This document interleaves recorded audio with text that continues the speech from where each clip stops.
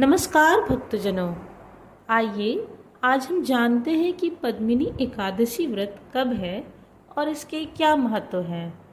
वैसे तो साल में 24 एकादशी मनाई जाती है, पर 3 सालों में एक बार पुरुषोत्तम मास में पड़ने वाली एकादशी को पद्मिनी एकादशी कहा जाता है। पुरुषोत्तम मास भगवान विष्णु की पूजा अर्चना के लिए विशेष माना जाता है, जिसकी वजह से पद्मिनी एकादशी का महत्व और भी अधिक हो जाता है। तो आइए हम जानते हैं पद्मिनी एकादशी के महत्व को। पद्मिनी एकादशी का पर्व अधिक मास के शुक्ल पक्ष की एकादशी तिथि के दिन मनाया जाता है। इसे कमला एकादशी भी कहते हैं। मान्यताओं के अनुसार जो भी व्यक्ति पूरी श्रद्धा और आस्था के साथ पद्मिनी एकादशी का व्रत करता है, भगवान विष्णु उससे प्रसन्न हो जाते हैं और उसकी सभी मनोकामनाएं पूर्ण करते हैं। शास्त्रों में पद्मिनी एकादशी के व्रत को बहुत ही असरकारक माना गया है। पद्मिनी एकादशी का उपवास अधिक मास में किया जाता है, इसीलिए ऐसा माना जाता है कि इस उपवास से मिलने वाला फल भी बहुत ज़्यादा होता है। पौराणिक मान्यताओं के अनुसार भगवान विष्णु को एकादशी तिथि बहुत प्रिय है, इसलिए ऐसा माना जाता है कि जो मनुष्य भगवान विष्णु की कृपा प्राप्त करना चाहता है, उसे पद्मिनी एकादशी के दिन पूरी श्रद्धा और आस्था के साथ व्रत करना चाहिए। आइए हम जानते हैं कि कब है 2023 में पद्मिनी एकादशी व्रत। पद्मिनी एकादशी तिथि का आरंभ 28 जुलाई को दोपहर 2:52 से आरंभ होगी और 29 जुलाई को रात के समय 1:06 तक रहेगी। ऐसे में पद्मिनी एकादशी का व्रत 29 जुलाई को रखा जाएगा।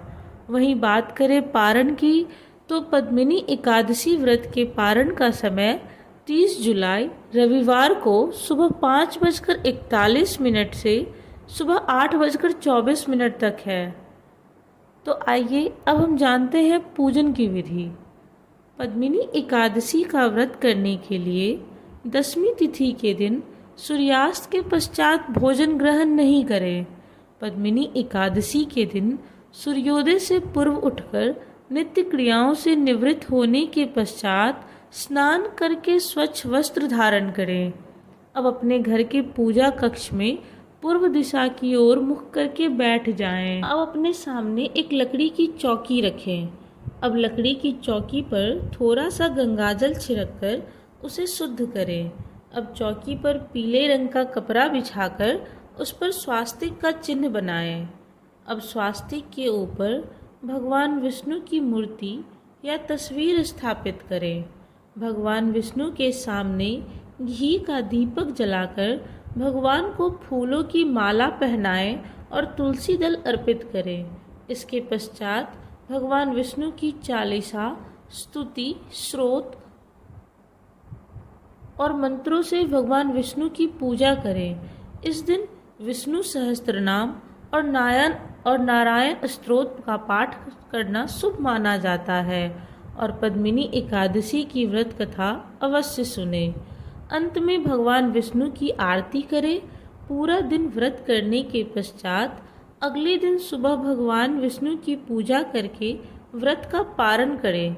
एकादशी व्रत का पारण द्वादशी तिथि के प्रथम प्रहर में अवश्य करें, क्योंकि यदि आपने ऐसा नहीं किया तो आपको व्रत के फल की प्राप्ति नहीं होगी।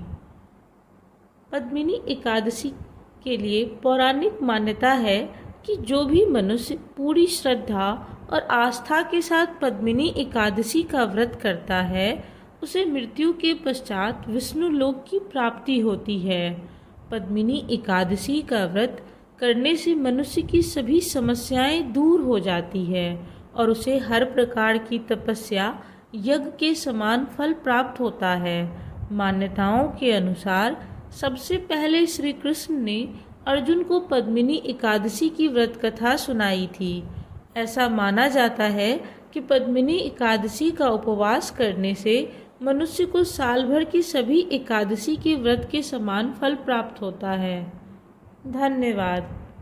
अगर जानकारी अच्छी लगी हो तो चैनल को लाइक शेयर और सब्सक्राइब ज़रूर कर दें।